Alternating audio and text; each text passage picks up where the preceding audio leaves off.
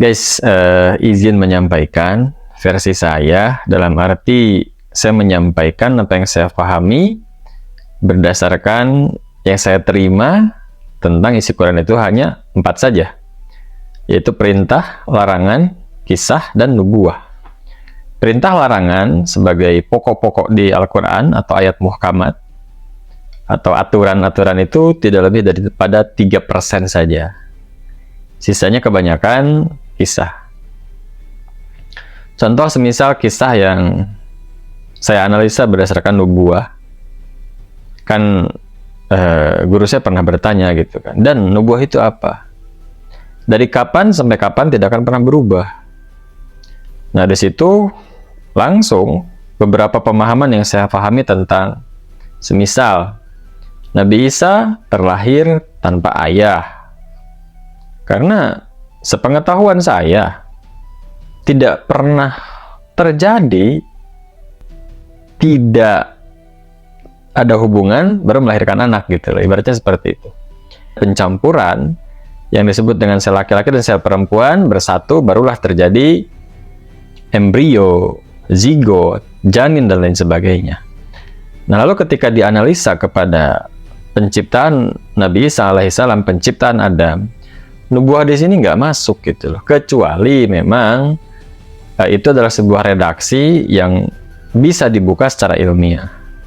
Nah, lalu orang-orang pun paham bahwa ada sederhananya 23 kromosom laki-laki, 23 kromosom perempuan, bahkan di Quran informasinya disebutkan penggunaan atau pengungkapan laki-laki dan perempuan itu diulang sebanyak 23 kali. Dan itu adalah jumlah kromosom laki-laki dan perempuan yang bertemu menghasilkan ya embrio, segumpal darah, jadi janin dan seterusnya. Lalu bagaimana kita menganalisa kisah Nabi Isa alaihissalam seperti itu, termasuk dengan turunnya dan lain sebagainya. Nah, di sini kita tahu sederhananya bahwa manusia itu informasinya ada 3 bagian sederhananya, yaitu jasad. Terus yang kedua ada jiwa, yang ketiga ada ruh. Nah, kadang saya berpikir ini harus didefinisikan dulu semuanya. Jasadnya ini gimana definisinya, nafsnya ini, atau jiwanya ini gimana definisinya, dan ruh ini gimana definisinya. Kalau misalkan kita mengambil satu sudut pandang tentang man arafa nafsah faqad arafa rabbah, di situ kan ada 9 nama ruh.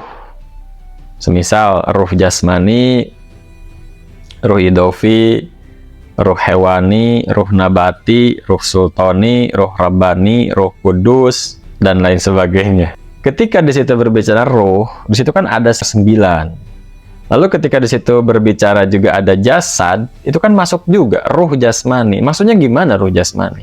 Ketika mengambil sebuah redaksi begini guys, ketika manusia mati, itu kemana kembalinya? Kan begitu. Innalillahi wa inna ilaihi raji'un. Ada katanya yang disebut dengan jiwa itu tidak kembali kepada Allah, dia bisa gentayangan. Nah, pemahaman di sini pemahamannya yang bagaimana yang gentayangan itu ibaratnya tidak diterima langit dan tidak diterima bumi. Langit itu sendiri yang mana maksudnya gitu loh. Emang Allah ada di langit sana kan? Ketika Quran berbicara langit itu berbicara ruhani gitu loh. Ketika Quran berbicara bumi, berbicara jasmani dalam satu perspektif.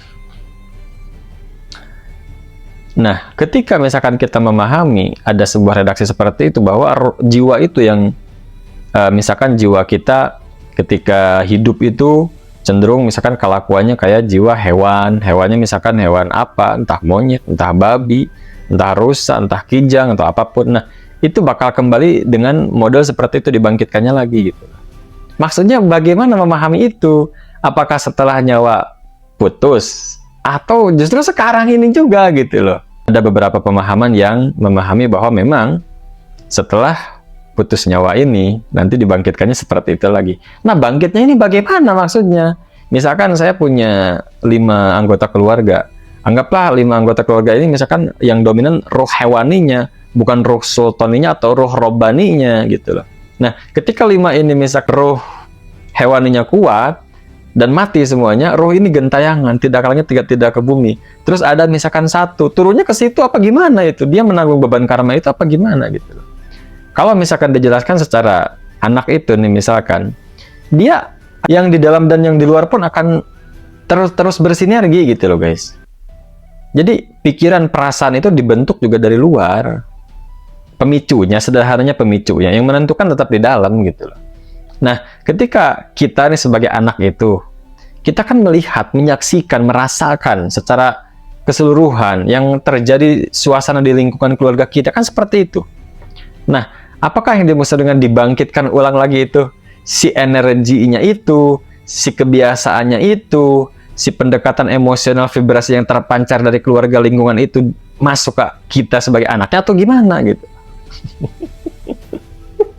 Jadi mana yang kira-kira lebih rasional, lebih masuk akal, yang lebih ibaratnya tidak bertentangan dengan nubuatan tadi? Kalau saya pribadi ibaratnya menganalisa dengan nubuatan tadi, buat saya hal seperti itu lebih bisa diterima oleh akal sehat. Kalau misalkan kita mau mencoba menerima dengan redaksi, misalkan 5 orang tadi itu dominan rohnya roh hewani, lalu meninggal semuanya, lalu akan dibangkitkan lagi dengan wujud yang sama gitu loh. Siapa nanti kira-kira yang menjadi titisannya itu gitu loh. Seperti dalam Sun Gokong itu kan ada si Pat Kai yang dia panglima, tapi malah masuk ke lubang atau sumur reinkarnasi hewan menjadi babi gitu. Seperti itu apa gimana gitu. Nah, ruhnya, informasinya kembalinya kepada Allah. Jasmaninya ibaratnya kembali ke bumi. Jiwanya ini yang gentayangan. Nah, jiwa ini kalau misalkan kita buka dalam perspektif redaksi bahasa Arab, kan nafs. Nafs itu kan penggerak ya. Nah, man arafan nafs, faqad arafa rabbah. Kan ada pertanyaan tuh kadang-kadang, Bang, kalau misalkan tangan putus, ruhnya putus tidak? Ruh mana yang putus, ruh mana yang tidak gitu loh. Sederhananya gini saya memahaminya, ketika misalkan tangan ini putus, atau anggota tubuh atau ekor cicak putus, itu ruh mana yang putus? Saya lebih sederhana menyebutkan bahwa yang putus adalah ruh jasmani. Kenapa? Dalam jasmani ini kan ada penggeraknya gitu loh. Kan nafs itu penggerak. Ada penggeraknya, yang senternya di otak. Misalkan gini, saya punya otaknya gitu kan, kepalanya, tapi nggak punya tangannya, kan nggak bisa digerakkan juga. Jadi ibaratnya roh idofinya ada, terus ruh robaninya ada, ruh sultaninya ada, tapi ruh jasmaninya tidak ada tangannya sebelah gitu loh. Jadi ruh yang terputus yang mana? Yang mungkin saya memahaminya ruh jasmani, tapi ruh yang nyawanya itu tidak terputus gitu loh. Termasuk jiwa yang tadi, di mana dibangkitkannya? Kalau saya pribadi memahaminya, ya saat ini, semuanya sekarang saat ini. Dalam arti saat ini tuh bukan waktu setelah nyawa putus gitu loh, bukan itu. Tapi saat ini semuanya kecenderungan kita, ruh hewan itu sederhananya mungkin saya memahaminya kalau dari cakra atau cakra kundalini, cakra seks, nah cakra perut, ibaratnya dia tidak sampai ke cakra jantung ibaratnya.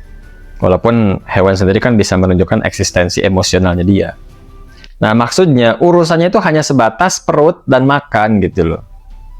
Nah, sederhananya saya memahaminya seperti itu tentang ruh hewan yang ada dalam diri kita. Yang dibangkitkan lagi ya seperti itu. Contohnya dibangkitkan lagi bagaimana? Misalkan ketika ada kesulitan, ketika ada bantuan, misalnya gini, saya kesulitan untuk hidup, terus ada bantuan. Yang dipikirin kan kembali lagi ke urusan perut, ke urusan seks, di situ-situ saja gitu loh. Tidak lebih luas, maksudnya tidak lebih luas tuh gini.